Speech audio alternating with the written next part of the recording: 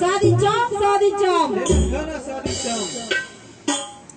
మనకు చాలా మంది కూడా గంగమ్మ ఎక్కడ పుట్టింది, వాటర్ ఎక్కడికి వెళ్ళి వస్తాయి, నీళ్ళు ఎక్కడికి వెళ్ళి వస్తాయి అనే విషయాన్ని చాలా మందికి తెలియదు.